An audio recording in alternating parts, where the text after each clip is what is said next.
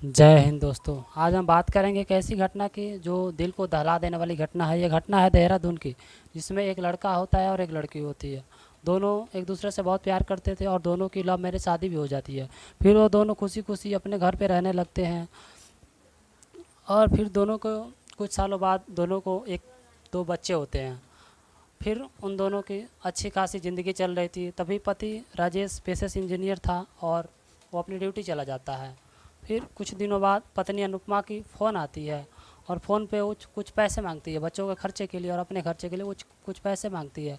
लेकिन पति राजेश कुछ और टेंशन में था और वो पत्नी को पैसे देने को लेकर के झगड़ा करने लगा और पति और पत्नी के बीच में बहुत झगड़ा होने लगती है। झगड़ा इतना खतरनाक होता है कि पति राजेश उसे हत्या करने की साजिश में लग जाता है और फिर घर पे आता है और पत्नी की गला दबा करके हत्या कर देता है। हत्या करने से उसका जी नहीं भरा तो उसको दरिंदगी दिखाते हुए, दरिंदगी की सारी हदें पार करते हुए आरी और कटर की मदद से अपनी पत्नी को 72 टुकड़े कर देता है। 72 टुकड़े करने के बाद उसको डीप फ्रीजर में रख देता है और उस मौत की राज को छुपाने के लिए रोज़ एक काली पन्नी में दिन में 3-4 बार उसको एक एक टुकड़े को ले जाता था बाहर फेंकने के लिए। तभी दूसरे दिन उसके पापा बच्चे पूछते हैं कि पापा, मम्मी नहीं दिखाई दे रही है, मम्मी कहाँ है। तो फिर उसके पापा जो था राजेश हत्यारा, वो बोलता है कि बेटे तुम्हारी मम्मी दिल्ली गई हुई किसी काम से, वो जल्दी वापस आ जाएंगे। बच्चे को दुख लगता है कि मम्मी बिना बताए कहाँ चली गई है, लेकिन उन मासूम बच्चों को क्या गलती है, उन्हें क्या पता कि शायद उनकी मम्मी अब जीवन में कभी लौट के नहीं आएंगी। वो अनाथ हो चुके हैं। इस बात से वो नहीं पता कि उनका पापा ही इतना दरिंदगी दिखाएगा कि इन बच्चों से उनकी माँ छीन लेगा।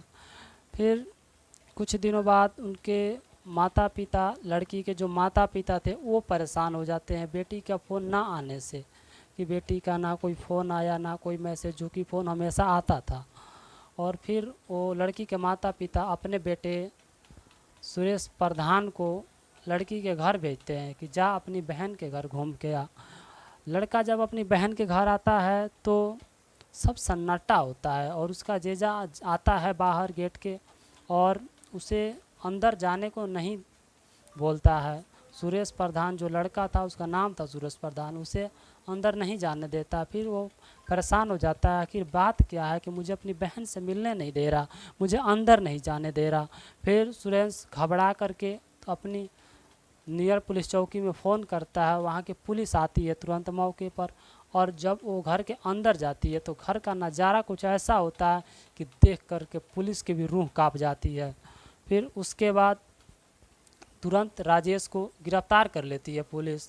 गिरफ्तार करने के बाद उसे थाने लेकर के जाती है और वहाँ ले जाने के बाद पता चलता है कि राजेश की एक और बीवी है जो दिल्ली में रहती थी, उनके भी पेट से एक बच्चे थे।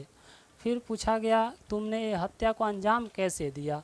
उसने बताया कि ये उनके मन में बॉलीवुड फिल्म देखते देखते हत्या का प्लान दिमाग में आया। फिल्म देख करके जब हत्या का प्लान दिमाग में आया तो उसने हत्या का अंजाम बॉलीवुड स्टाइल में दे दिया।